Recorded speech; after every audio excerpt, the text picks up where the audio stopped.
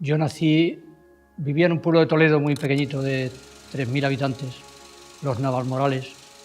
Nací en Madrid circunstancialmente, en fin, me fui para nacer, se fue mi madre para nacer yo.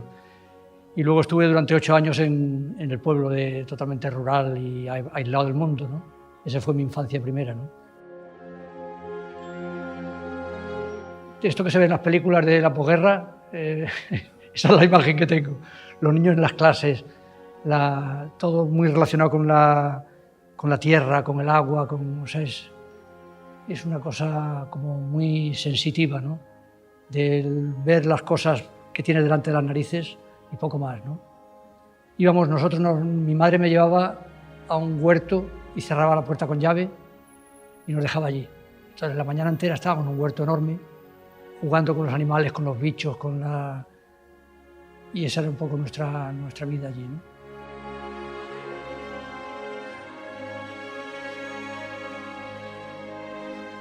Es como vivir en la Edad Media, porque además el pueblo ese no tenía industria ninguna, entonces era como una vida que ya ha desaparecido, y yo creo que por entonces ya había desaparecido también. Solo que yo estaba en un pueblo especialmente chico y especialmente agrícola y especialmente atrasado. De manera que yo tengo una sensación de haber vivido desde hace siglos, es la sensación que me viene a mí después de aquello, ¿no? Allí no había cine. Pusieron uno y como mi padre era notario, era de los importantes del pueblo, el que tenía el cine invitó a mi padre un día a ver unas películas en su casa. Y en un proyector de 16 milímetros en blanco y negro, parpadeante, amarillento, oscuro, pues vi unas escenas de París que él había sacado, ¿no? Y es la primera película que yo vi en mi vida. Y me quedé fascinado a ver cómo París en la pared, una pared un poco manchada, eso y tal. Y me despertó ahí donde me pegó un fogonazo la idea del cine, ¿no? Que luego entonces me compraron un Cine Nick, que era esto que se da la vuelta, un papel celofán. Me acuerdo que la primera película que compramos era La urraca perdió el ovillo. Robó el ovillo, la urraca robó el ovillo. Y se oía la urraca que hacía así, chancha. Nada más que había 2 movimientos. Ibas desplazando la película, se iba desplazando así, y la urraca hacía siempre lo mismo con el ala. Luego cuando robaba el anillo, cuando la perseguía, entonces. Son recuerdos del pueblo aquel de los primeros contactos con el cine, ¿no?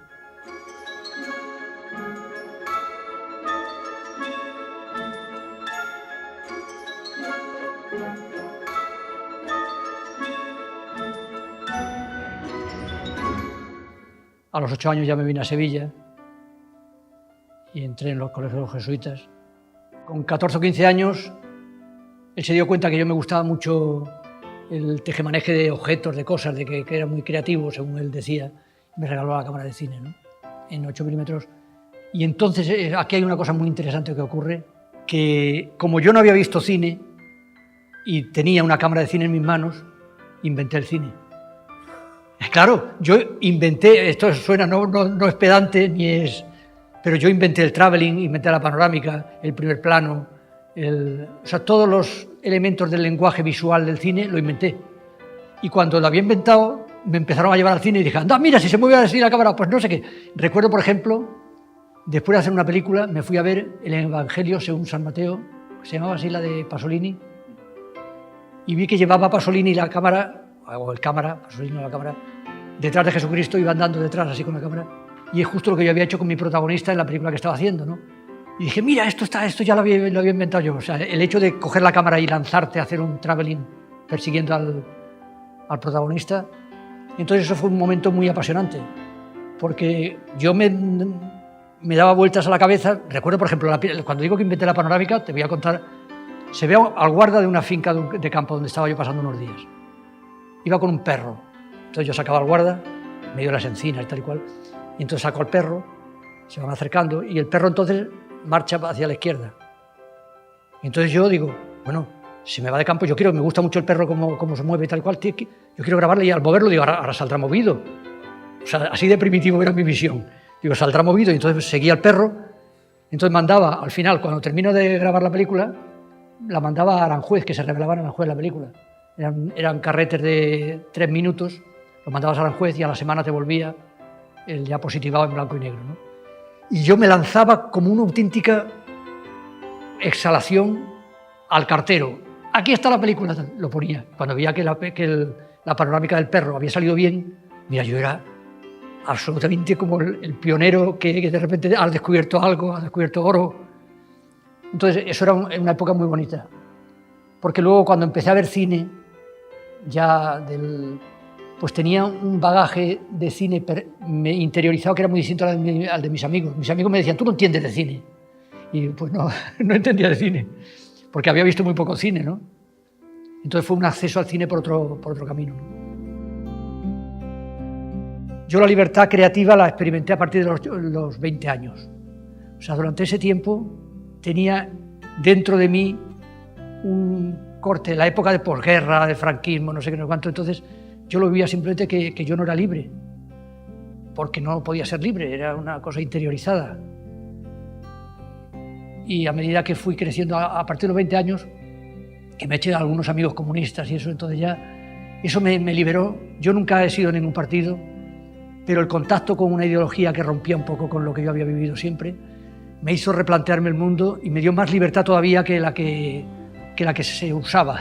O sea, fue un cambio radical, ¿no? De repente decir, oye, pero se puede hacer la vida de otra manera, ¿no? Entonces fue un cambio muy interesante, ¿no?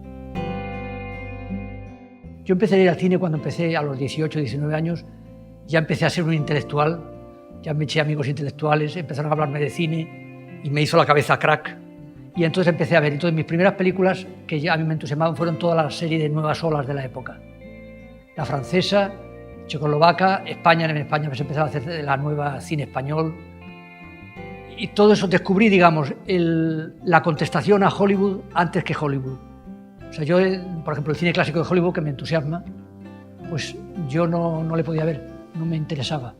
Me interesaba lo que era romper con Hollywood, un poco absurdo, un camino inverso. Y entonces me veía muchas películas en los cineclubs que empezaron a ponerse en funcionamiento, ¿no? Entonces todo lo que era cine nuevo, cine experimental, cine de vanguardia, cine de nuevas olas, actual pero de vanguardia, es lo que a mí me motivaba más, ¿no? Mi gusto ya por los clásicos de Hollywood y fuera de Hollywood vino después. Yo soñaba con tener una película, yo decía, Ciudadano Kane, tenerla yo, para yo poder manipular y echar marcha atrás y marcha adelante, soñaba.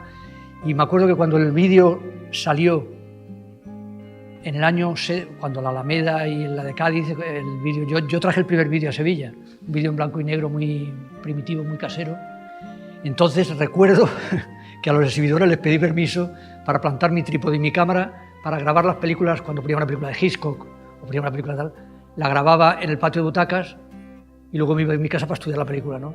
Entonces esto era un proceso engorroso y muy complicado, pero que de repente me fascinaba pensar que yo podía utilizar, pero era muy complicado. El vídeo me proporcionó una posibilidad, pero fíjate, que primitivo, ¿no? Porque por lo demás no podías verlas, o sea, todo era lo que leías, lo que veías, estabas deseando que te ponían una película en un cineclub, ibas como quien iba a una misa, a la misa mayor, ¿no? Vas a ver la película. Las Urdes de Buñuel, me acuerdo el día que pusieron Las Urdes. Bueno, aquello fue para mí una experiencia, tú que ahora puedes ver cualquier película en cualquier momento, en cualquier sitio. Los trucos, eso de poner una cámara negra y ponía a mi hermano mirando hacia la derecha y luego en la parte esta le echaba marcha atrás a la película y le ponía, como si fuera Méliès, yo inventando los trucos, no le ponía ahí. Entonces se veía una conversación de mi hermano con mi hermano, ¿no? En negro. Se veía un poquito chapucero porque en la línea de división se veía un poquito la... Pero era, claro, yo estaba fascinado con aquello, pero no estaba copiando a nadie, estaba diciendo, pues esto, lógicamente, que luego ves a Valdelomar, que era otro genio de la invención, otro genio no, ese sí era un genio de la invención, porque ese hacía inventos, pero sólidos, y además inventaba lo que no estaba inventado, yo tenía la visión de lo que ya estaba inventado, pero Valdelomar iba más allá, ¿no?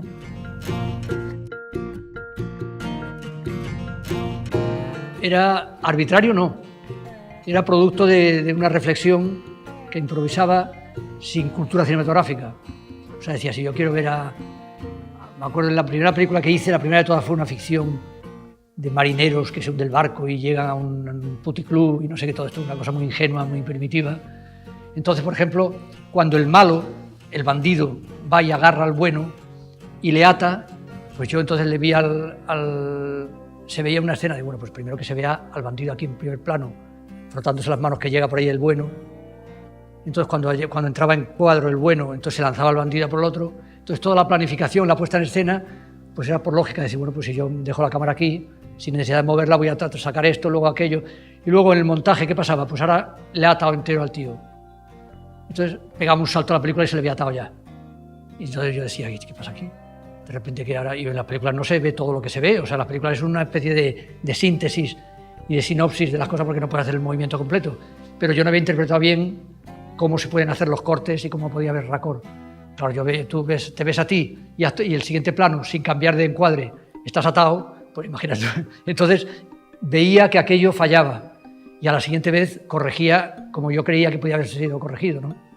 Eso, o sea, que lo mismo que te he dicho que inventaba el primer plano y la panorámica y tal, el montaje también.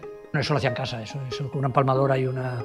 Porque el Super 8 y el 8 eran típico cortar y pegar con empalmadora y frotando, echando acetona, pegando los tiras y al final la película te salía llena de cortecitos, ¿no? Que luego era una desesperación cuando proyectaba, pues se te rompía muchas veces y se quemaba y era dramático. Cuando el fotograma hacía, no sé si habéis visto fotogramas que se queman,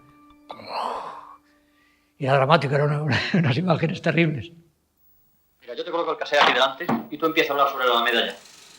De lo que tú quieras, tú lo enfocas desde el punto de vista que tú quieras. Es lo que estoy haciendo yo con todo el mundo. Luego yo ya lo corto, lo ordeno, te manipulo, etcétera, ¿no? Enseguida que ya pasó el 16 milímetros y luego ya, por supuesto, cuando apareció digital, siempre me he rodeado de técnicos. Siempre he sido, o por torpeza o por querer estar solo en lo mío, he delegado siempre, ¿no?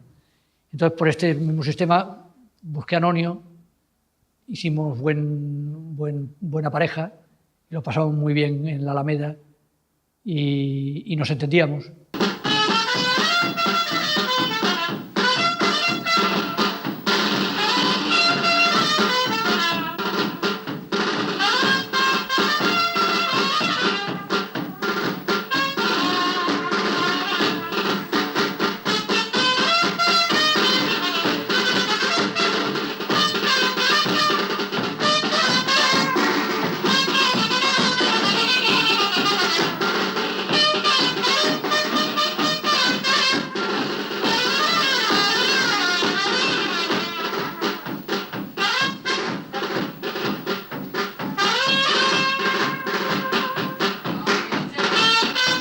En aquella época, bueno, estamos hablando de los primeros ayuntamientos democráticos.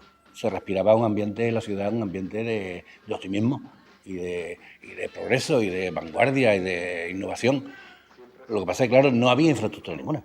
Sí, había, en Sevilla ni en Andalucía había laboratorios, no había casas de alquiler de películas, de material cinematográfico. Entonces era una cosa rara. Hacer un documental en aquella época sobre un tema social era muy raro. El director de la murga era Regaera y luego después ya se ponían detrás todos los demás, el Caraborzo, Panseco, Taburete, Federico del Pito, ¿te acuerdas? Total, que rompía marcha con unos pitos de caña, con un papel de fumar, y tocaban ellos, su introducción era se lo pasaban al pecho y hacían y ya empezaba. Y decía Regaera, el otro con su tambora, repasando el otro. Porque la forma anárquica que tenemos de trabajar Juan y yo, creo que no, a mí me embarcó. Y entonces la Alameda un poco continué por ahí, porque si bien está claro que Juan es el director de la Alameda, conceptualmente y por iniciativa propia, hubo una separación de trabajo muy definida que fue muy agradable. Es decir, cada uno hacía su trabajo. Yo cogí mi cámara de 16 milímetros prestada y yo me iba a rodar a la Alameda con un guardaespaldas siempre, para que no me perdiera la cara, y Juan hacía su trabajo de investigación de campo, así buscando personajes, y confluíamos y nos intercambiamos ideas. Sí, nosotros nos pasamos 3 o 4 meses prácticamente en la Alameda todo el tiempo. Y entonces hay improvisación y a veces hay falsa improvisación. Por ejemplo, la escena de las putas en una habitación a través de una ventana Eso es mentira, lógicamente, como cualquier cineasta puede pensar. Nosotros por la pila del Pato, ahí han puesto ahora, ha sido a Pastora, a Niña de los Peines. Ahí había antes una pila, que por eso lo conocemos por la pila del Pato. Aunque llega cualquiera, dice, bueno, ¿dónde está el Pato y la pila? Por el Pato y la pila que se la llevaron. Volver la pila del Pato a su sitio, que yo no sé quién fue el loco que quitó la pila del Pato donde estaba y la han mudado ya 3 o 4 veces. La plaza aquella no es nada hoy, es una cosa terriza, y aquello hay que ver lo bonito que estaba, con esa pila medio, porque Retamosa fue teniente alcalde en el 32 de la Alameda del Culé, y se volcó con la... Bueno, al principio supuso un choque bastante grande. A mí me hicieron sevillano del año. De repente un día yo por la radio lo oigo, ¿eso qué es? Y era por la película de la Alameda. Empezaba a moverse, pues, los movimientos, ya estaban los partidos legalizados, había la comunidad de vecinos empezaba a funcionar con más virulencia, y entonces todas las comunidades de vecinos y todas las asociaciones sociales más notorias me llamaban y me pedían la película. Y se proyectaba incluso en la calle, había unas escenas muy bonitas de la Alameda proyectándose en medio de la Alameda, ¿no? Entonces la película se hizo un poco para defender nuevos planes y defender la identidad del barrio. Y yo creo que se consiguió, ¿no? Está vendido en 300 pesos. Nosotros a 50 euros todos los... ¿Alguna cosa, señor? ¿Quería alguna cosa? Se vende la Alameda, precio módico. Derribamos, destruimos la Alameda, la tiramos. ¿Quién quiere algo de la Alameda? Tenemos inclusive la casa de Delita Domingo, muy barata, las 7 puertas. La casa de puta de la calle Urraca Osorio, un buen sitio. La manzana podrida. A ver, señor, usted que tiene que hacer... Es la típica secuencia que está sin planificar. Es decir, que vamos a vender la Alameda, hicimos una maqueta con fotos y la vendimos. Ahí no había qué plano había que sacar. Ahí cogí yo la cámara, juntamos un montón de gente, se montó un cipote de cojones. Porque claro, la gente ve un rebujillo y una cámara y se vuelve loco. En aquella época una cámara en la calle no se veía todos los días, ¿eh? Y bueno, pues yo lo resolví de la manera sin más historia, ¿eh? Y además Juan no se metía ahí para nada. Él me dejaba hacer mi trabajo de puta madre. Me gustaba mucho en la película de la Alameda, quizás lo que más me gustó investigar fue la relación, la imagen y el sonido. La imagen y el sonido en todo momento es distinto. Unas veces es complementario, otras veces es contradictoria, otras veces apoya la imagen, otras veces informa. Entonces me gustaba mucho, por ejemplo, que mientras un concejal está hablando muy seriamente, diciendo las mentiras que dicen todos los concejales, que hubiera una imagen de la mierda que era la Alameda. Entonces, ese contraste entre las palabras serias de este señor y la mierda de la Alameda me parecía que daba una riqueza visual tremenda. Que no quería abordar bien el corral. Claro, se intentaba ese hombre y te decía que no quería llevar el corral por esa cámara que no tenía... Cuando se anunció que la película se proyectaba en el Círculo de los Luises, en la calle Trajano, el sábado por la tarde, era lunes, porque nosotros habíamos dicho que el sábado la teníamos montada. Entonces teníamos 4 días para montarla, pero no nos daba tiempo. Durante esos 4 días dormí 1 o 2 minutos cada día. De manera que al cuarto día no había dormido nada, o sea, prácticamente 5 minutos en 4 días. Y bueno, pues esta tarde ya he llegado a tiempo, justo faltaban unas horas para ponerla. Y entonces el decano, al ver la película, cuando empieza a ver lo de las putas, la escena de las putas especialmente, que hacen unos gestos muy obscenos y tal, se pone de pie y ya cuando ve lo de la cagada, eso ya fue ya al colmo. Se pone de pie y dice, o las putas o yo.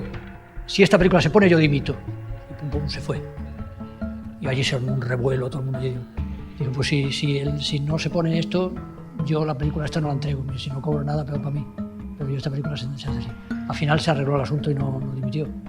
Con ellos de que me dijeran cuál era la postura oficial en ese momento, vamos, los únicos que se han portado mejor han sido Montero, Bernal y Ramón Queiro. Y no los pongo porque yo en principio la película pensaba que sería mucho más equilibrada. Se sopesarían argumentos de uno y de otro, pero ahora si pongo las opiniones de estos, pues van a quedar muy minimizadas por los demás. La obra de Bollaín está más cercana al cine de vanguardia o al cine que, por ejemplo, se hizo a partir de mayo del 68 o en el contexto de mayo del 68, intentando con los mínimos medios utilizar el cine como vehículo de expresión popular.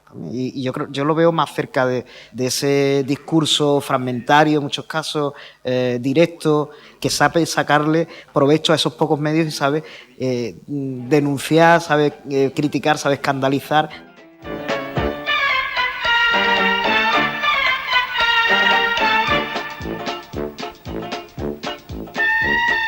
Como a Alameda gustó mucho, pues entonces los de Cádiz me dijeron, oye, se va a construir el Cádiz 3, que es la zona detrás del istmo, o sea, está la península, el istmo, y luego ya lo que une con el continente, y esa zona se iba a edificar.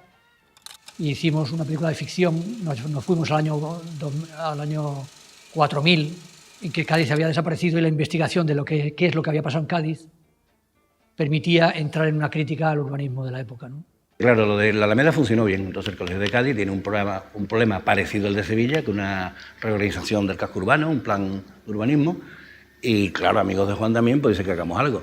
Pero allí no encontramos la vida y el submundo que había que ir a Alameda, que yo era muy amplio, muy disperso, Cádiz, uf. Entonces nos planteamos el tema de hacerlo ficción. En vez de improvisando, pues nos fuimos a, yo creo que una jugada un poco arriesgada en aquella época, ¿no? Hacer un tema de ficción con actores no profesionales, sin los medios necesarios y queriendo tener un punto todavía underground. Está bien, la película está bien, pero claro, yo creo que para mí fue un error. Un error el plantearnos hacer una estética de cine largometraje cuando teníamos que haber mantenido un poco lo de la viveza con la que hicimos lo de la Alameda. Con respecto a lo que se va a denominar el Cádiz 3, en el tema de...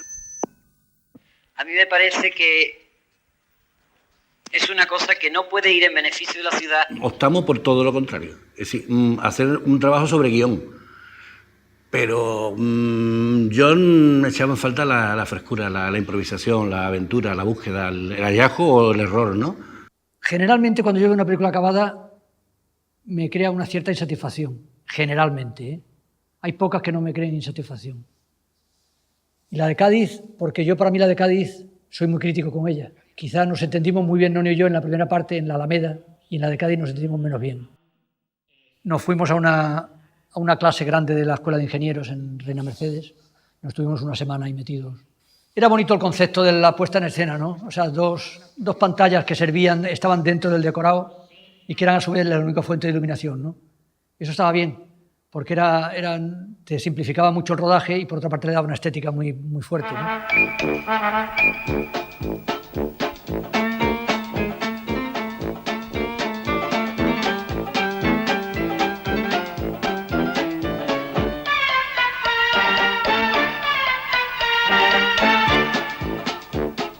Casi todas mis películas tienen una historia paralela de enfrentamiento de alguien contra alguien. Es una cosa que es así. Y en esta de Cádiz fue esa batalla por cobrar. Y en cada una, y en el fondo esto tiene una razón de ser. Es que yo siempre he actuado normalmente por encargo, pero he querido llevar el encargo al límite. Porque siempre he querido expresar lo que pienso. Y esto siempre ha chocado con la gente que lo encargaba, ¿no? Rara vez no ha ocurrido así. Cuando eso no ocurre, es cuando surge la película, que yo creo que es la mejor película, ¿no?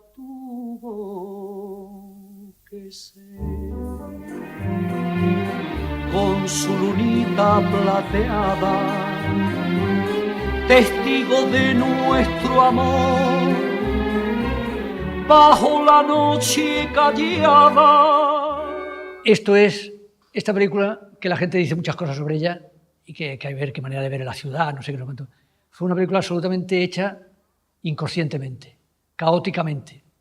O sea, me veía más desde el punto de vista de la fotografía imágenes de Sevilla. Filmaba, hacía fotografías, las animaba, las ponía de una manera, las ponía de otra, recortaba, pegaba, me inventaba la transparencia porque proyectaba por detrás y filmaba por delante. O sea, casi todas las transparencias que están hechas ahí con papel vegetal, recortando la fotografía, no sé qué. Y había de muchos tipos de trucos que había ahí, pero que todos eran un poco de este tipo manual. Entonces, eso es lo que me fascinaba. Pedí una beca para que me pagaran esos experimentos, una beca a la Fundación March. Me la concedieron, lo justifiqué con un rollo teórico muy grande sobre el lenguaje del cine y tal y cual. Y claro, cuando ya tenía eso hecho, dije, bueno, ahora esto hay que presentarlo de alguna manera con una hilazón, no voy a poner escenas sueltas. Y entonces me fui a Gredos, a una cabaña, y me pasé un mes en una cabaña de Gredos. Digo, a ver qué hago con esto, y monto y le doy un sentido. Entonces toda la película esa surge después de estar rodada entera, y todavía no sabía ni si iba a hacer una película, si iba a hacer 2, 3, 4, y además qué iba a tener. Entonces, monté el guión entero y rodé muy pocas cosas complementarias. Casi todo lo que tenía yo lo aproveché y le formé un argumento. O sea que es inconcebible, o sea, que se pueda crear una película de esta manera. Todo empezó cuando, para hacer frente a la ola de erotismo que les invadía, hacia 1976, en lugar de reprimir, dieron la cara al problema y organizaron la ya mundialmente famosa Semana de la Pornografía Sevillana. Años después, vendría la utilización comercial de la pornografía, pero los especuladores del sexo llegarían tarde. Sevilla se adelantó. El Departamento de Información del Ayuntamiento se encargó, con enorme acierto, de que no quedara un solo rincón de Sevilla sin acceso a las grandes imágenes lúdicas distribuidas para deleite de grandes y pequeños. Entonces, cuando lo hice aquello, me divertía por ver en el Corte Inglés unos genitales femeninos en el Corte Inglés, o ver escenas así que hay, o ver el acto sexual en lo alto de la calle Betis en gigantesco y tal y cual. A mí esa escena me fascinaba, ya está, me gustaba y... Era o las torres, para un estudiante de arquitectura que hacían torres que eran falos, grandes falos. Tal. Entonces, cuando me tocó darle un sentido, pues me inventé lo de la Semana de la Pornografía Sevillana, no sé qué, tal. Entonces, pero ahora los de la Fundación Juan March, que era un tribunal muy serio, 7 señores, era como la Troika, 7 señores muy serios que analizaban lo que estaba haciendo, me dijeron, tráigame usted una memoria y me enseña lo que está haciendo. Y entonces, si vieras lo que era proyectar la escena de la pornografía sevillana ante esos 7 señores encorbatados y todos muy serios, pero como tenía una justificación teórica impecable, pues se lo tragaron y no me censuraron nada, y toda la película es absolutamente libre.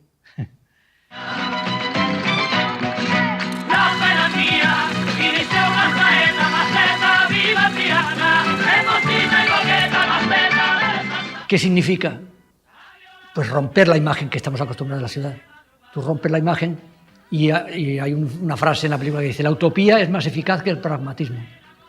A mí esa frase me encanta, porque quiere decir, tú piensas todos los disparates que quieras y eso va a dar más resultado práctico que hacer un estudio muy serio, muy sesudo y tal cual. Al final, lo que te rompe un planteamiento utópico tiene más fuerza que lo que no es utópico.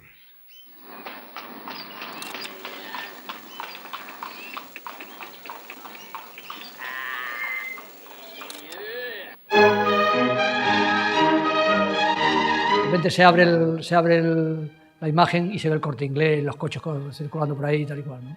Ahí, sin embargo, no había truco. Ahí me llevé al hombre con la mula y el arao me lo llevé a la campana. Yo hago lo que usted quiera, yo no entiendo lo que usted va a hacer, pero yo hago lo que usted quiera, me decía el tío. Y se fue para allá y puso su surco y su historia y resulta muy espectacular, ¿no? Me parecía suficientemente fuerte. Esto lo pensé en la cabaña de Gredos, ¿eh? Mientras estaba yo pensando en cómo le doy hilazón a estas imágenes, pero pensé que me daba pie para hacer estos 3 espacios de Sevilla, que varía el espacio y el tiempo, que es todo lo que tú puedes manipular con el cine, el espacio y el tiempo, y de repente tú conseguir que Sevilla, hay 3 Sevillas en espacio y en tiempo distintos, ya era sobrecogedora la idea, ¿no? Y si encima la dotas de un cierto sentido humorístico y pues te rompe y te desconcierta, ¿no?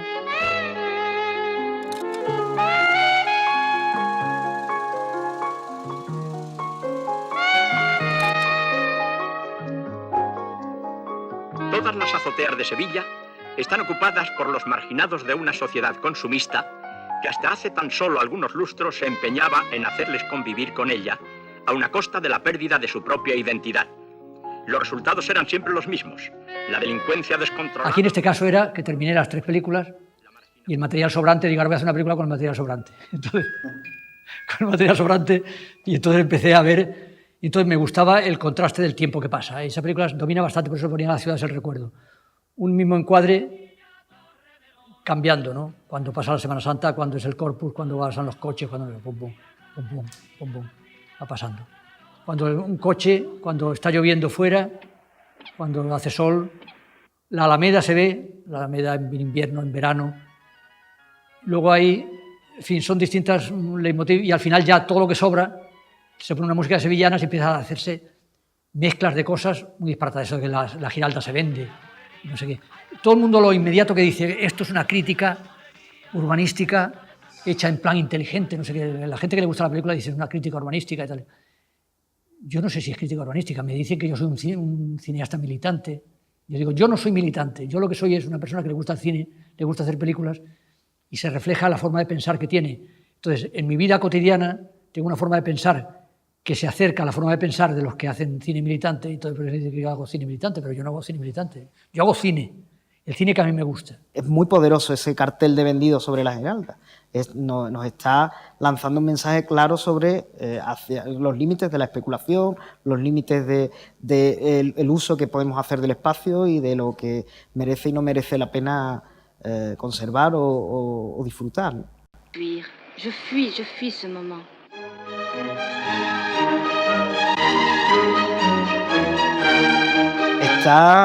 Está planteando una deconstrucción de los tópicos sobre los que funciona la identidad sevillana, la identidad andaluza y la identidad española. Está rompiendo gran parte del orden del poder, en lo que tiene que ver con lo religioso, en lo que tiene que ver con lo social, con la jerarquía social, en lo que tiene que ver con los tópicos en sí mismos, con la cultura, con el folclore andaluz como seña de identidad que nos define, ¿no? Entonces, el poner en cuestión eso y hacerlo de una manera tan tan provocadora, tan arriesgada, pero a la vez lleno de contenido, pues es lo que me parece más valorable de esas películas. La Constitución española habla de participación, pero ¿cómo? En cuestiones urbanas la gente solo sabe pedir zonas verdes, pedir escuelas. ¿Por qué no pide una ciudad mejor, una ciudad distinta? Porque no saben, porque no se imaginan esa ciudad. Ahí podemos entrar nosotros podemos hacer que vean esa ciudad. Entonces la pedirán. Ya no se limitarán a reivindicar zonas verdes. Ahora querrán esa ciudad que han visto, que es la suya, que la hemos transformado con el cine y que es mucho mejor que la que tienen ahora. Está su formación como arquitecto y como urbanista. Él piensa siempre también en el concepto de ciudad y como espacio habitado, ¿no? Y arriesga una propuesta política con respecto a eso. O sea, está proponiendo organización política y revuelta política para ese espacio que él piensa desde su formación y su oficio de urbanista, ¿no? Papá, mira.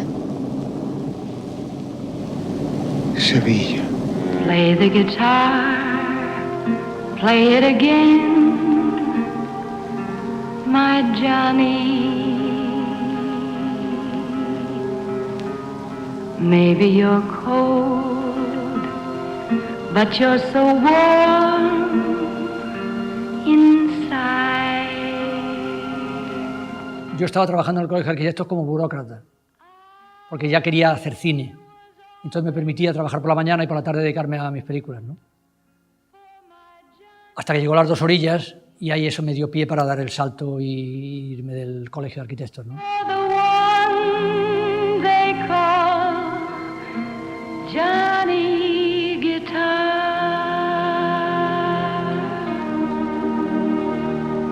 play it again, Johnny Guitar.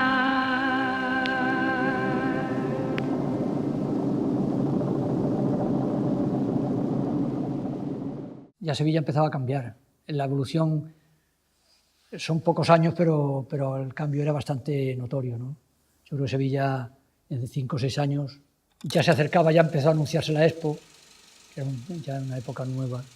Había el primer largometraje que rodaron, me parece que fue Manuela de García Pelayo, me parece, ¿eh? Las Dos Orillas sería de los primeros. Una ciudad con todo el encanto y todo el glamour de la Sevilla clásica, pero tercermundista. Había zonas del centro que le llamaban la Polonia bombardeada. Hubiera sido perfecto para hacer una película ambientada en la Europa del Este después de la Segunda Guerra Mundial, porque eran casas derrumbadas, barrios no marginales, sino en pleno centro, ¿no?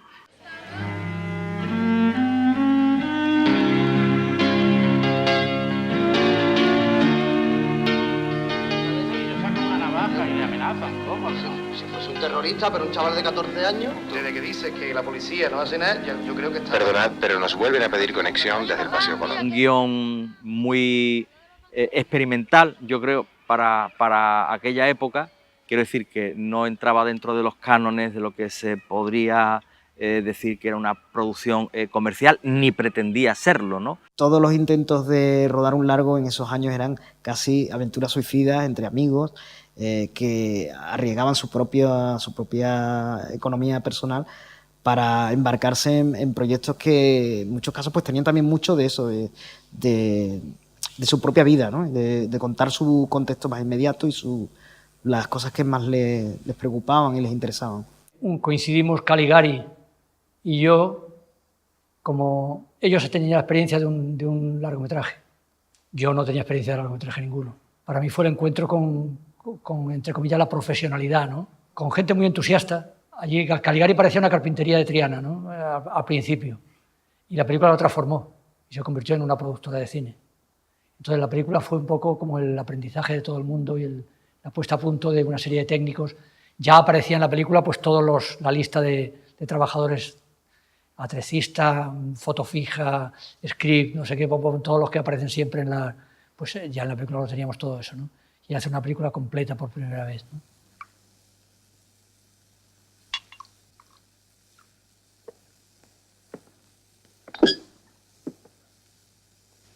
Yo creo que éramos más un comando independiente que una productora según los cánones profesionales, y yo más que un productor lo que era, bueno, pues lo que fui, lo que sigo siendo, un enfermo del cine, ¿no? El cine no es una vocación, es una patología, ¿no? La misma que tenía y sigue teniendo afortunadamente Bollaín. Era una rareza y era un infierno para conseguir la financiación. Para vender tu película tenías que remover Roma con Santiago. Era una peregrinación, despacho en despacho. Con la energía de la edad rompías todo lo que había que romper para conseguirlo hasta que lo conseguí. Bueno, el rodaje de Las dos orillas fue en el año 86, el verano del 86. Yo no conocía a Juan Bollaín de nada. Y bueno, pues me incorporé a este proyecto, Las dos orillas, como segundo ayudante de dirección. Al principio el rodaje, los primeros días, las primeras semanas fue un poco caótico, porque no había la figura del ayudante de dirección, del primer ayudante de dirección es fundamental, y no había un ayudante de dirección con mucha experiencia, ¿no? Entonces mandó para el rodaje porque no estaban los elementos que hacía falta, que estaban previstos para ese día de rodaje, y entonces pues decidieron que era fundamental traer un ayudante de dirección, en este caso de Madrid, porque no había profesionales en aquella época, en los 80, en Andalucía, desgraciadamente. Y vino un ayudante de dirección magnífico, José Ramos Paino, muy bueno, buenísimo. Acaba de trabajar con José Luis Gómez en una película, creo que La estanquera de Vallecas, y bueno, fue a raíz de ahí a cambio el rodaje. Hice la película Las dos orillas, busqué a Caligari con Antonio Cuadri, que nos entendimos bien hasta el rodaje. En el rodaje hubo sus más y sus menos. Se encerraba como un toro para no embestir cuando había problemas. Pero estuvo muy bien. Pues el rodaje muy convulso, porque ahora con las perspectivas, yo lo pasé mal. Hubo días que sufría mucho porque no me resistía a entender que Juan pues cambiara, improvisara y que no se entrara en el formato y se acostumbrara pues a hacer lo previsto, ¿no? Pero con el tiempo todas las cosas se dulcifican, y yo estoy orgulloso de haber contribuido a ayudar a esta especie, lo digo con todo cariño, de loco rebelde que es Bollaín, esta especie como de Raoul Walsh a la sevillana, que tenía que ser así, ¿no? Y pelearse. Él, lo que pasa que quizás llevado por esa imaginación desbordante que tiene, pues veía como buen español y buen Quijote, pues gigantes donde había molinos de viento. Allí no había ni un interés comercial por nuestra parte. Y recuerdo Antonio Cuadri, el productor, decirme que estaba un poco preocupado por el tema de la duración de la película. Pues claro, Cuadri quería que la película durara menos porque eso iba a facilitar las cosas por la distribución, ¿no? Y bueno, para Juan pues la película tenía que durar lo que duraba, ¿no? Me gusta el desierto. Pues vamos a coger la bicicleta.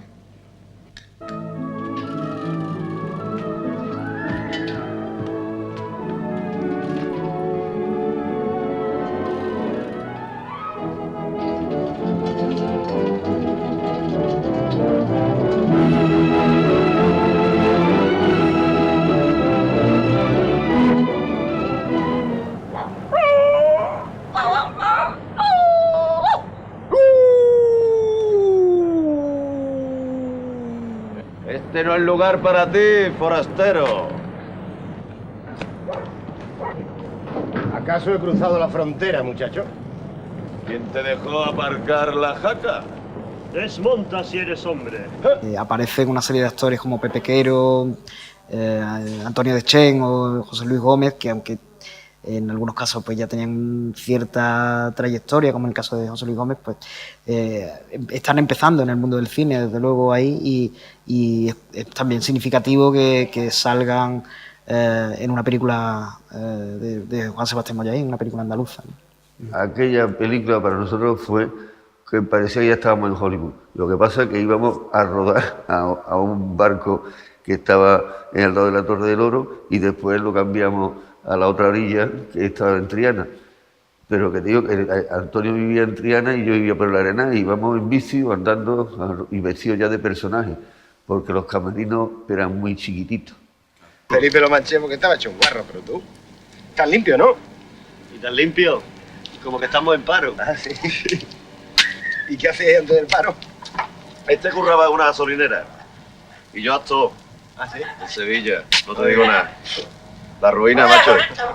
Porque éramos dos chavalitos muy jóvenes que se quedaban flipados con un barco, con dos gemelas y con una Mi España. Entonces y éramos dos picarillos de trianeros. Y entonces él quería que sacásemos esa chispa. Y entonces pues yo le proponía, en la fiesta yo me mareo, y se parecía a Lisa, ¿cómo lo va a hacer? Digo, pues vomitamos en el barco, el Antonio llegaba y nos poníamos a pegarnos un baile dentro del guión, pero la picaresca de los dos personajes es si nos proponían nos daban mucha libertad, pero pactada. Ahí lo que pasa es que con un largometraje lo que ocurre es que, con toda mi trayectoria anterior de cortos y mediometrajes, cuando llegas al largometraje te encuentras con un caballo salvaje. O sea, el largometraje es punto y aparte. O sea, yo me considero un aceptable guionista de cortos y mediometrajes, pero un largometraje me considero un primitivo que todavía no he aprendido, porque es que es tremendo. Un largometraje se te revela todo continuamente. Tocas una cosa y cambia el largometraje entero. Entonces, en las 2 orillas experimenté lo que era manejar los elementos del guión sin que te fueran dóciles, ¿no? Porque es un tiempo largo que tienes que controlar. Y eso es el mayor salto, la mayor dificultad del paso de corto y medio a largo es ese, ¿no? ¿Te gustaría volver con él? ¿Volver? Pero si yo no... Aquí la única que ha estado con él ha sido tú. ¿Yo? ¿Qué dices, Marina? Yo no. Las hermanas Iciar y Marina, Iciar me gustaba mucho después de verla en el sur. Yo, a pesar de ser sobrina mía, la conocía poco. Luego nos hicimos íntimos amigos y eso, pero vamos, en principio la conocía muy poquito. Y a su hermana, pues igual. Nos fuimos a Punta Umbría a ensayar y Marina no le salía nada. Y yo ya tenía el guión escrito, la contratado todo y tal, y Marina era un desastre. Además estaba con la presión de tener que hacer como su hermana. Y recuerdo que un día le digo, mira Marina, vas a hacer una cosa. Te vas a colocar delante de la cámara, no voy a venir por aquí, y haz lo que quieras. Insúltala, dale besos, recita guarrerías, haz guarrerías, lo que te dé la gana, tú libre en la cámara, con la cámara, y te sueltas. Y luego, al final, si tú no quieres enseñármelo, no me lo enseñas. Y entonces nos fuimos, y al cabo de las 2 horas, dice, ya está, ya lo tengo. Digo, ¿pero me lo dejas ver? Y dice, sí, sí. Dice, pero tú prepárate para ver lo que ves. Y efectivamente empezó a insultar, a gritar, a llorar, a hacer burradas, no sé qué. Oye, y luego, bueno, vamos a ensayar ahora. Y ensayar le salía perfectamente. Fue una experiencia muy bonita. Son mis amigos, no los tuyos. ¿Dónde vas? Al pueblo. ¿Dónde voy a ir? No lo digas así. Tú ya sabes que en el piso hay sitio. Luego el niño era mi hijo. El Felipe de la película es el Felipe que es mi hijo. José Luis Gómez acaba de ganar el Festival de Cannes. Me gustaba una cara anónima. Me gustaba alguien con cara de españolito anónimo. Y nada, con mucho mimo y mucho cuidado fui ganándome a todos. José Luis Gómez me costó más trabajo, hasta que de repente se quedó fascinado y enamorado. De repente un día le dio la locura, me llamó por teléfono, que hago la película, que me parece que es excepcional, que no sé qué. Y digo, bueno, vale. Tú sabes que la ciudad que más me gusta en el mundo es Sevilla. Incluso el cementerio. ¿Te acuerdas cuando murió el abuelo? Que me escapaba de casa y me venía aquí a llorar solo. En la película dice, se entera, Simón cuando vuelve a Sevilla, se entera que su padre ha muerto y su madre ha muerto. Entonces quieren ir a verlo, claro. Van al cementerio, van a la tumba, le echan una flor a Simón y entonces pregunta, ¿y la tumba de Belmonte? Por cierto, ¿dónde está la tumba de Belmonte? Papá no paraba de hablar de él, ¿te acuerdas? Verbalmente recuerda a su padre la locura que tenía con Belmonte, tal y cual. Entonces va a ver a Belmonte. Que eso es un poco como si fuera yo, lógicamente. Ese padre con la locura por Belmonte, ese soy yo.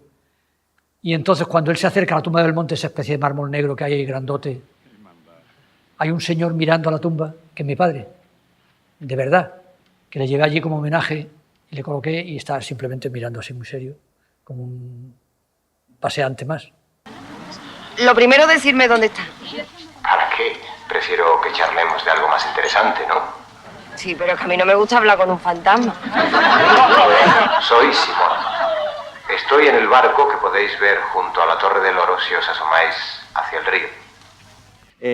Incluso la parte de mal sueño, de pesadilla que pueda tener un rodaje, pues también acaba convirtiéndose en algo bello, porque es el peaje que tenemos que pagar para que algo tan de locos, tan difícil como es una película, pues pueda estar ahora pues, en una filmoteca y pueda ser vista por las generaciones de ahora, ¿no?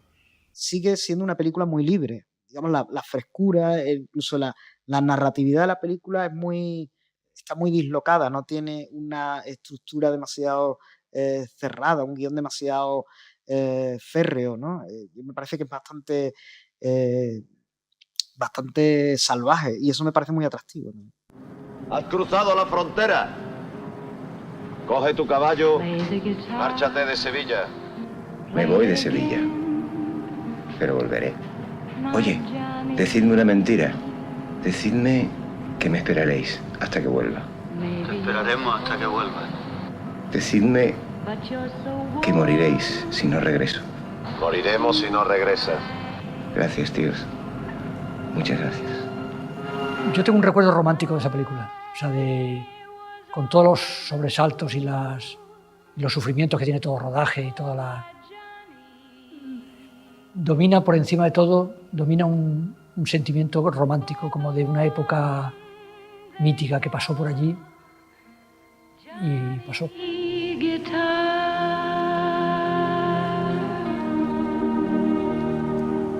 it again, Johnny Guitar. Yo creo que ahí se perdió la serie más bonita sobre cine que se habría hecho en la historia.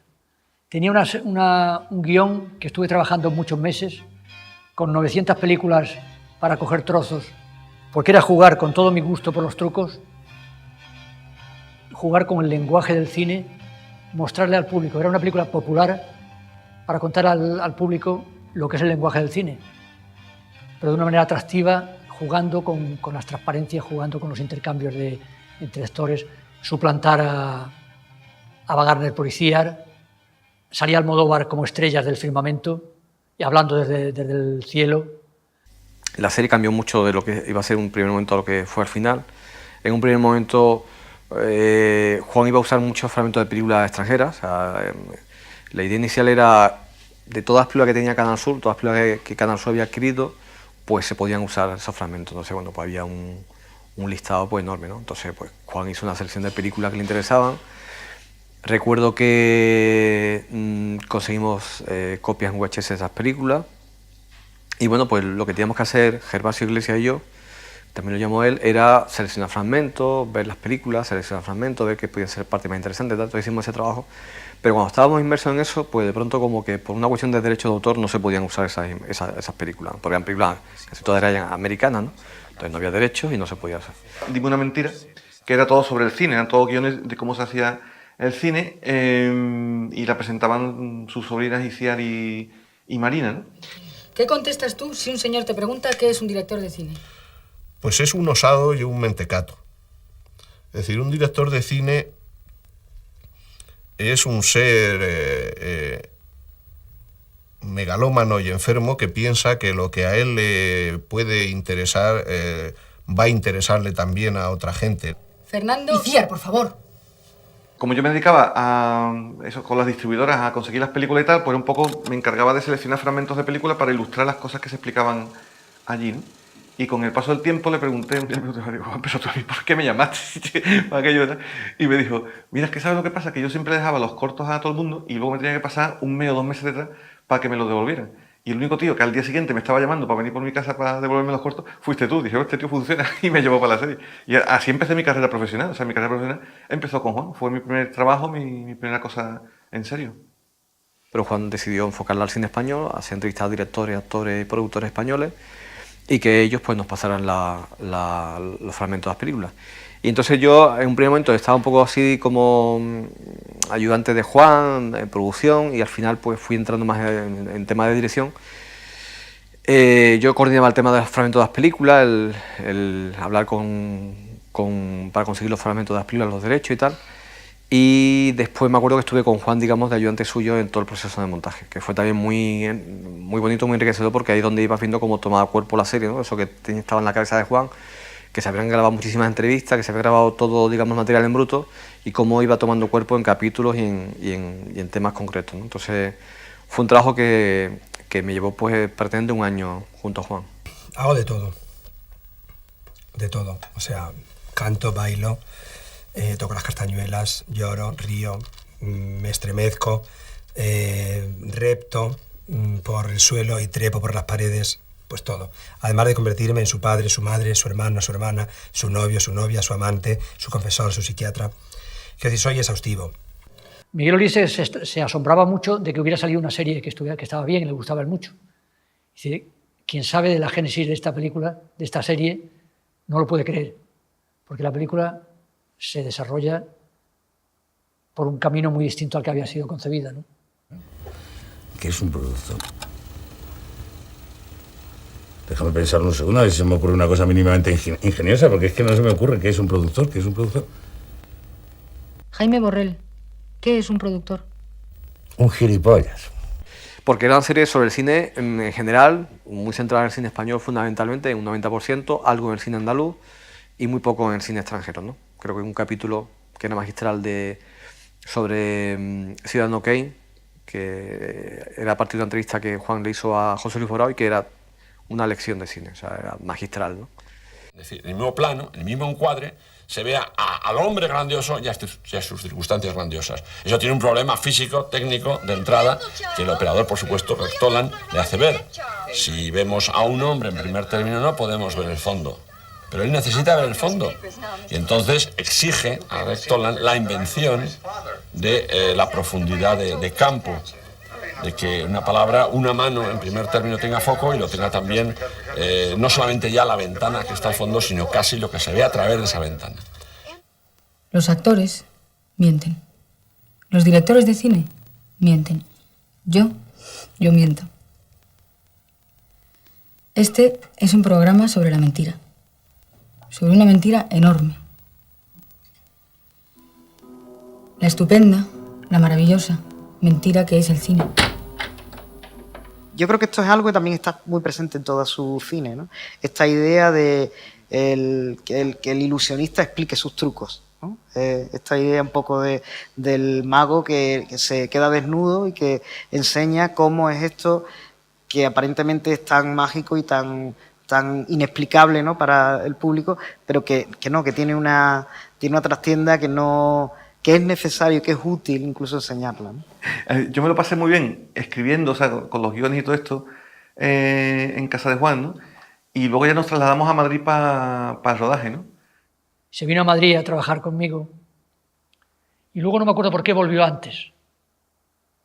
Antes de que terminara la serie se volvió, no me acuerdo cuáles fueron las circunstancias.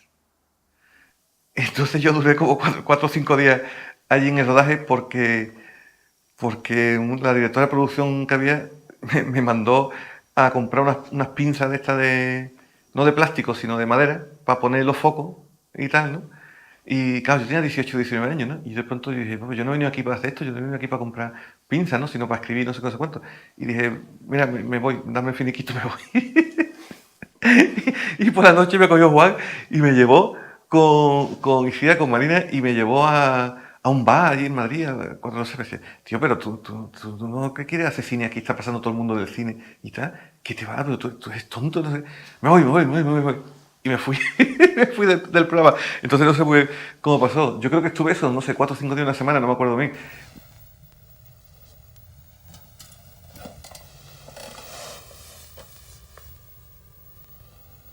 Dime una mentira.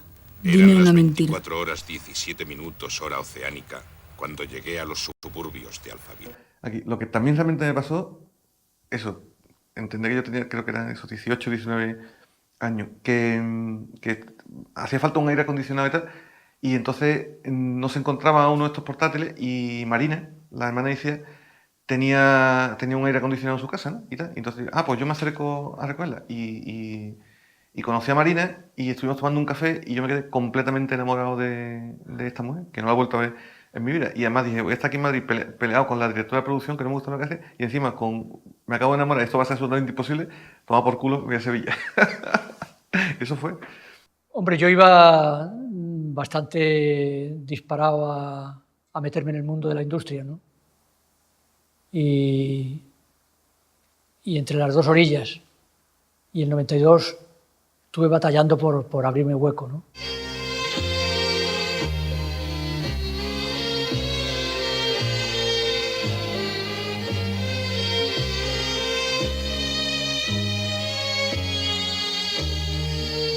Juan había hecho Las dos orillas, años después hacer la serie de televisión Dime una mentira. Surgió por medio hacer la película Dime una mentira, que se iba a llamar al principio de otra manera, pero por circunstancias, no recuerdo exactamente qué, pues al final se llamó del mismo modo que la serie, Dime una mentira, ¿no? La historia de Dime una mentira, largometraje, te quedas pasmado de lo que fue el origen de esa película.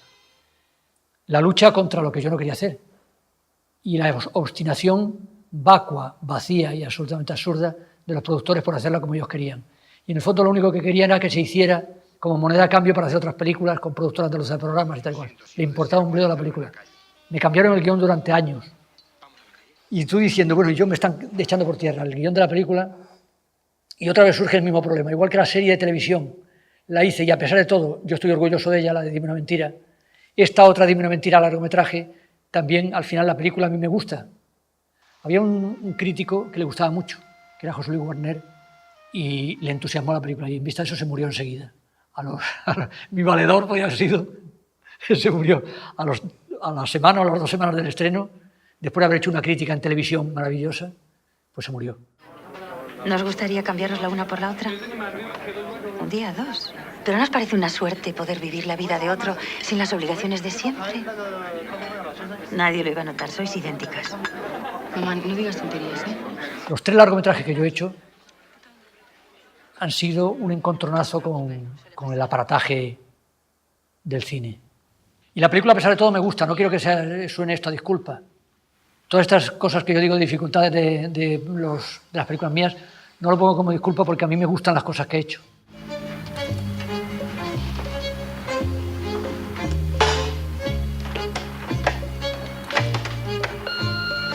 Hola, soy Bruno. Hombre, esa película es que más bonito hubiera sido si se hubiera profundizado más en el morbo del cambio. O sea, a mí lo que me gusta de esa película es sobre todo el morbo de meterte en el pellejo de otra persona e ir a vivir su vida, ¿no? Tanto desde el punto de vista erótico, el novio, como el profesional, en la televisión y tal. Y ese cambio de identidad se producía gracias a ese parecido físico de estas dos que no eran hermanas. Y era una historia muy bonita y muy simple y contada de una manera muy, muy llana, ¿no?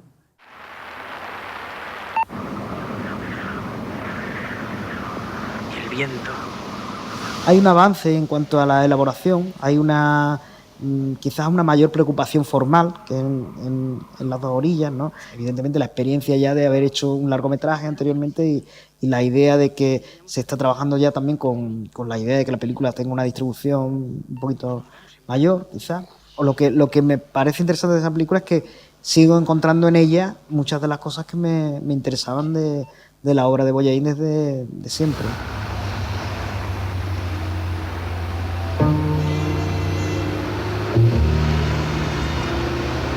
Tren.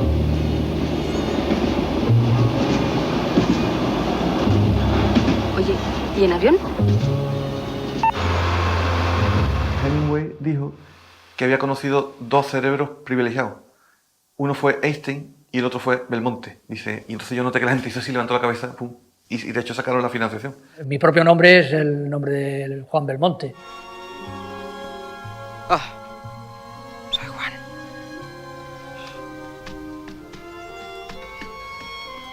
Soy Juan. Soy Belmonte.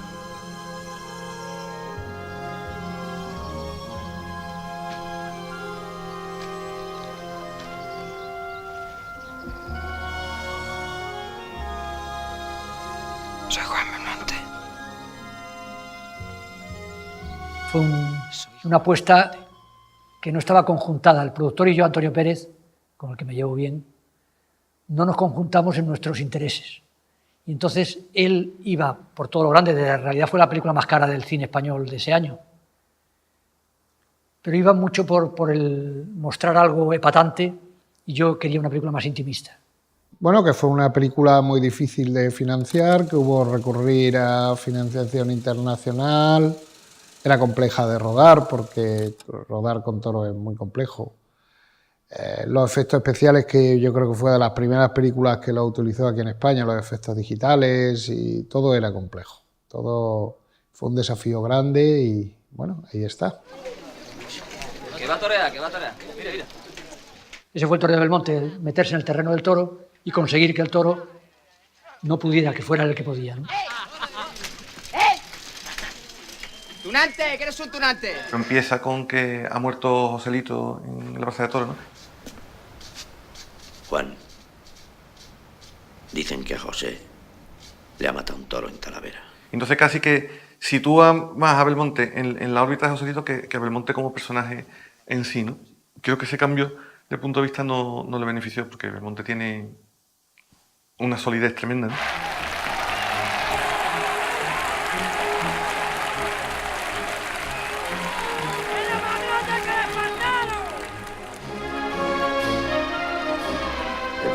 Quiere hacerme caso.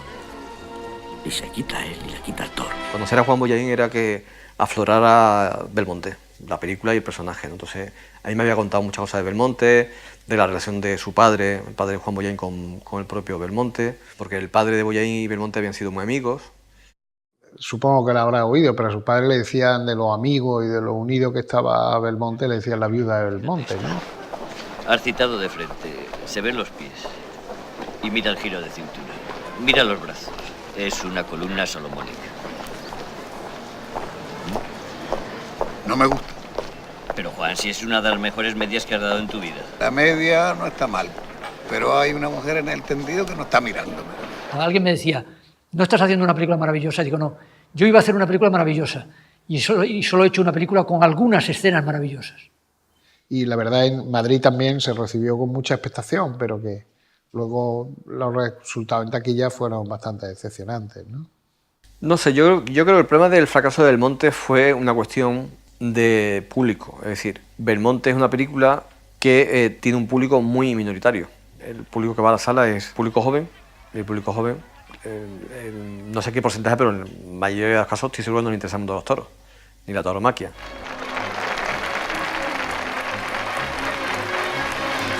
Barajas, Alfonso Barajas, que fue el decorador, dice, yo no he visto nunca una locura mayor que esta película, porque hay 64 decorados y se rodó en un mes. Entonces tú puedes imaginarte en un mes rodar una película con 64 decorados. ¿Qué locura es esa? ¿Cómo puedes hacer eso? Eso te define la película. Y a pesar de todo, volvemos a lo mismo, la ves y dices, qué bien hecha está.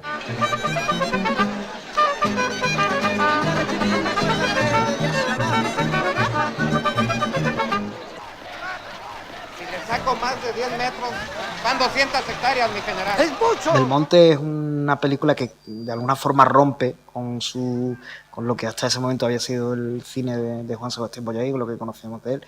Es su película menos personal. Es dentro de ese universo tan cerrado y tan peculiar de lo taurino, me parece un personaje muy, muy atractivo.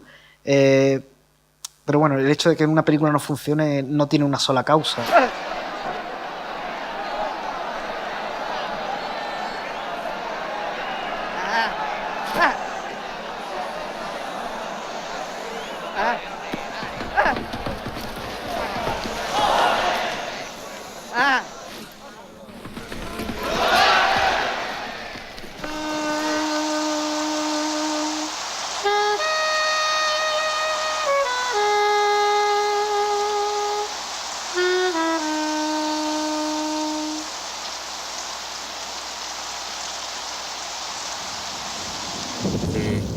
la gente se atreva a meterse dentro de las películas. Entonces no parece ya impensable que alguien pueda formar parte de los que van a echar a los turistas de las escaleras de Odessa para que las escaleras de Odessa sigan siendo lo mismo. O sea, que el cine deje de ser el cine y pase a formar parte de la vida. Auténtico revuelo en todo el país. Sevilla ya no se encuentra a la cabeza de las temperaturas máximas de España. Ahora ocupa el lugar número 17 detrás de Pontevedra. Pero veamos ahora algunas imágenes sorprendentes de este descubrimiento meteorológico sin precedentes. El gigantesco hongo, que como un gran paraguas permaneció abierto sobre el cielo de la capital andaluza, aún no ha podido ser estudiado.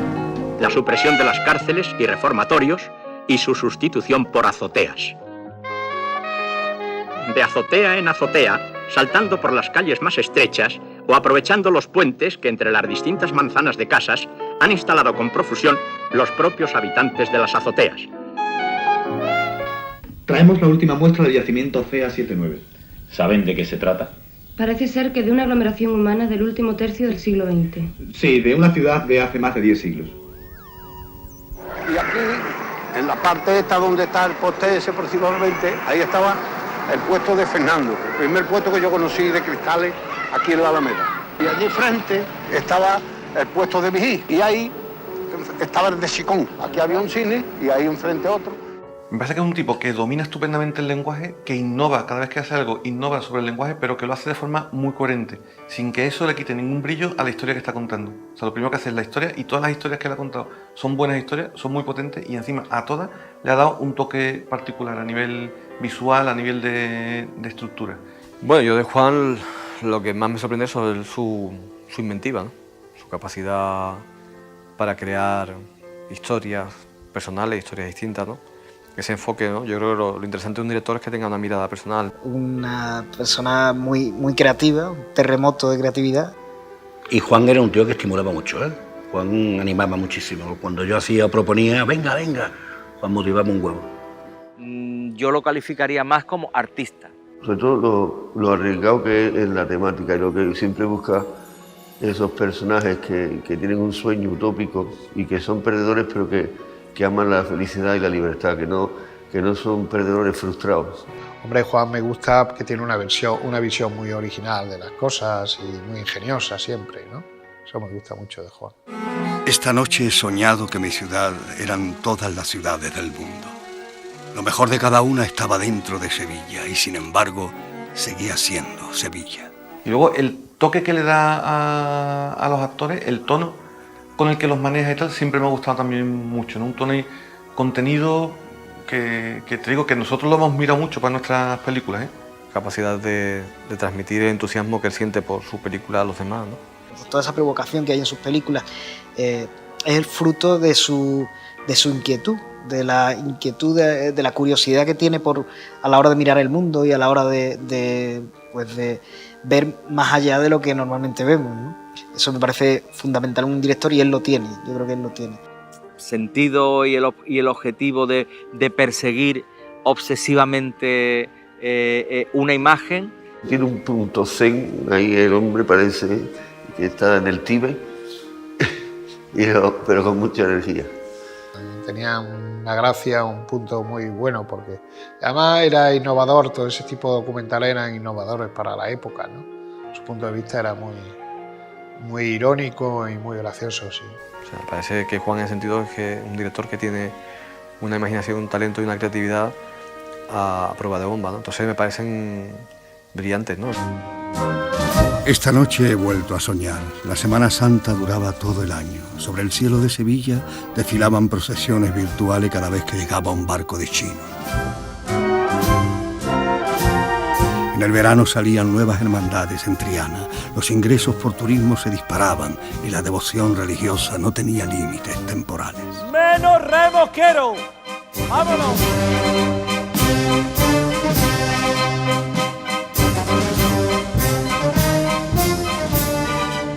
Este arquitecto metido a cineasta, con una imaginación desbordante, con un universo que le cabe dentro de la cabeza, ¿no? Con esa imaginería, ¿no?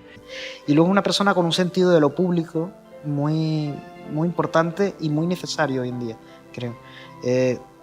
Un sentido de lo público desde su oficio como arquitecto, como urbanista, como pensador en este caso, de los espacios comunes. Yo creo que cineastas como Juan Sebastián Bollaín son más un patrimonio artístico y es como conservar y mantener una exposición de pintura, ¿no? O una sinfonía bella que no podemos verlo en términos mercantilistas, ¿no? Porque Juan es un humanista, o sea, más allá de un cineasta, que también por supuesto ve, y aparte arquitecto, es de esos tipos que tienen una clara conciencia de cómo son las cosas que nos rodean, la sociedad, y tienen muy claro cuál es su lugar en el mundo, ¿no? Que como en la película esa de Aristarán no es tan difícil de encontrar. Yo creo que él sí lo tiene, ¿no? Y entonces tú te encuentras de pronto que entras en ese universo y empiezas como a pivotar alrededor suya y alrededor de sus conocimientos, ¿no? Es que creo que es un cineasta raro, inclasificable, tocado por la enfermedad patológica del cine, eso yo lo entiendo muy bien, y creo que absolutamente reivindicable en el contexto del cine español y mucho más a nivel del cine andaluz y del cine en Sevilla, ¿no? Toda esta generación nos parecemos muchísimo a Juan. De hecho, de todos estos cineastas que nosotros valoramos y apreciamos mucho, cuando hablamos entre nosotros, siempre la gran referencia, el top one, es Juan. Que tuviera hoy en día oportunidades de hacer más películas. Ojalá veamos, ¿no? Estemos a tiempo de ver todavía una nueva obra suya.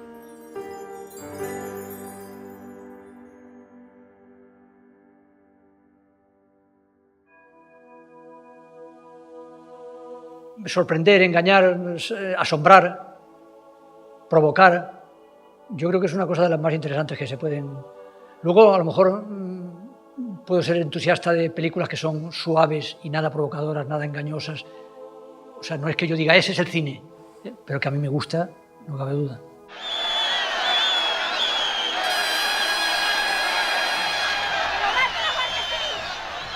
El cine te da unos medios como ningún arte te da.